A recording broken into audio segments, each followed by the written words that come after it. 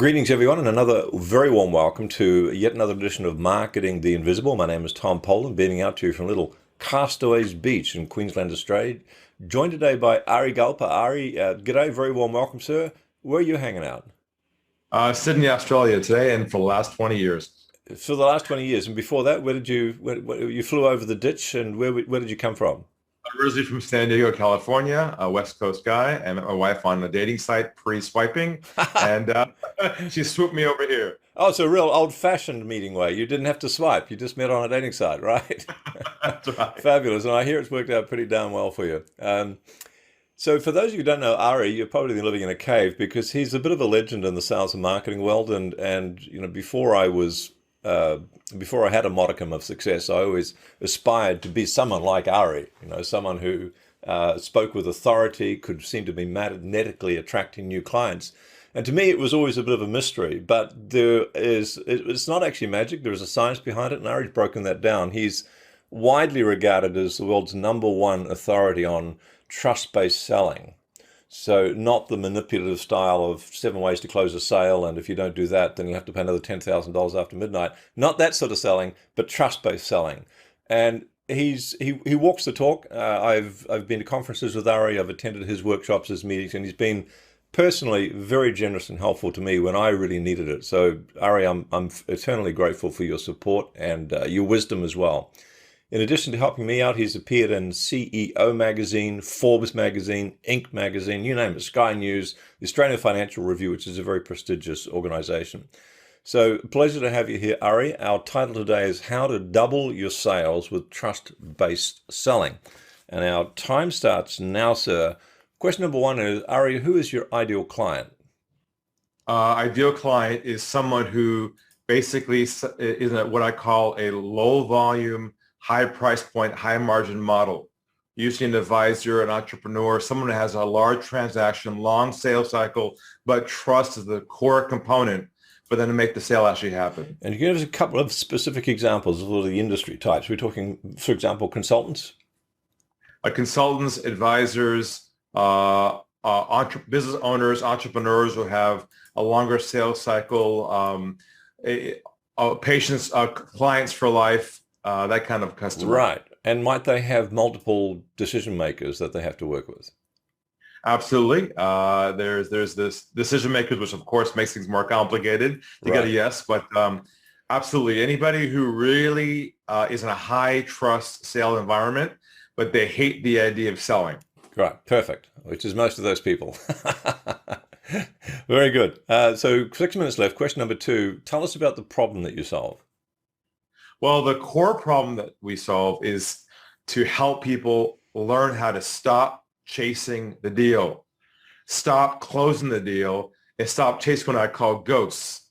Right. Ghosts are people who say things like, sounds good, send me information, I'm definitely interested, and they end up chasing them in a dehumanizing process that really is so dysfunctional. At the end of the game, you feel like you were taken advantage of. So true. Thank you, sir. Well described. Sounds like this is not your first rodeo. Well, let's dive a little deeper on that. Question number 3, and we've got 5.5 minutes left. What are some of the typical symptoms? And what I'm after here, someone listening to this, they're hearing what you're about to describe, and you're going, yep, that's me. I need to speak with Ari. What are those symptoms that people are experiencing before they find your solution? Here's a core scenario. They're on a call with a potential client, a first conversation, and they ask the person on the phone, so tell me about your business or what your problems are. And they describe their problems, and the minute you hear their problems, your whole body and chemistry goes, oh, I can solve that for them. And what do you start doing? You start doing what I call free consulting. You start educating, giving information, sharing ideas, sharing case studies. At the end of the call, the person says to you, let me think about it. Right. The big symptom. That probably sums up just about. Basically, I tell my clients, stop giving value.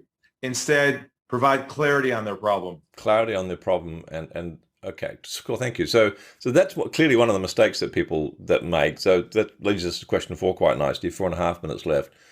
Tell us more about maybe a couple of other mistakes that your prospects they're making before they become your clients. And when you tell them about it, it's like a light bulb, and they go, oh gosh, I made that mistake. All right, let's drop a bomb right now. How about that? Okay, I'm going to ask your listeners who are watching this right now to remove one key phrase from the vocabulary as of today forever in their world. And here it is.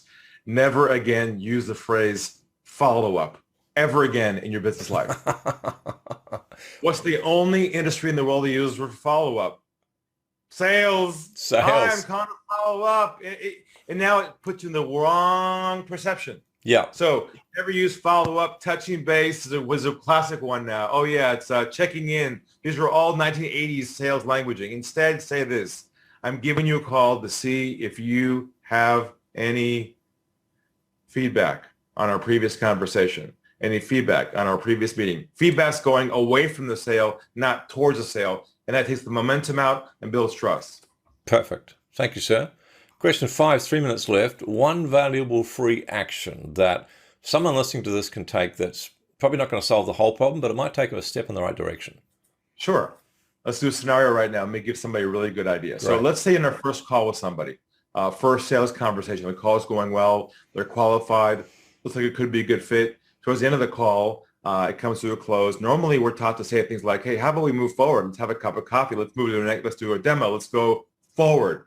But what happens is if you do that with somebody and they're not ready yet, you break trust with them right from the beginning. Now, same scenario, our mindset, our approach, our languaging. Call is going well. Call comes to an end. Rather than saying, hey, how about we move forward? What we say instead is this. We say, where do you think we should go from here?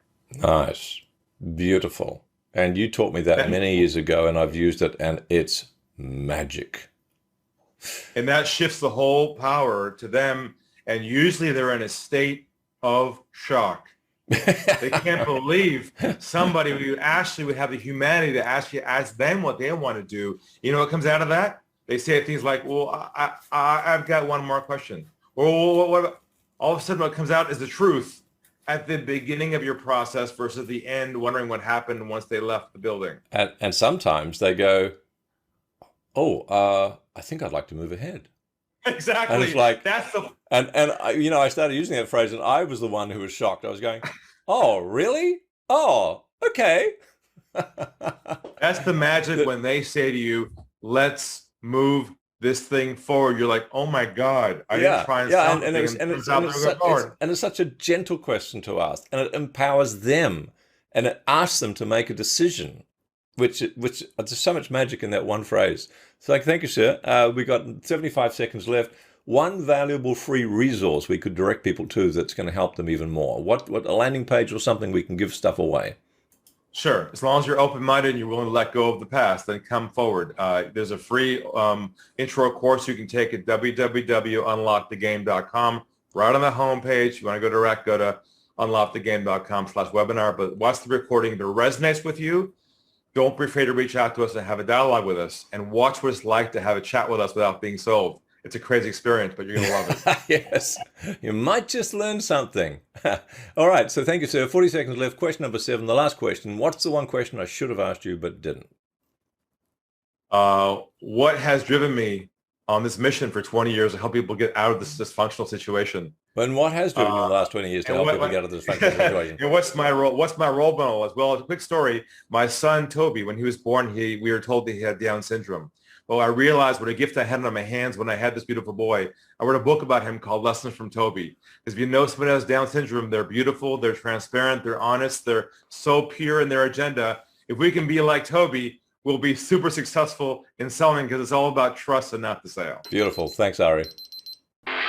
Thanks for checking out our Marketing the Invisible podcast. If you like what we're doing here, please head over to iTunes to subscribe, rate us, and leave us a review. It's very much appreciated.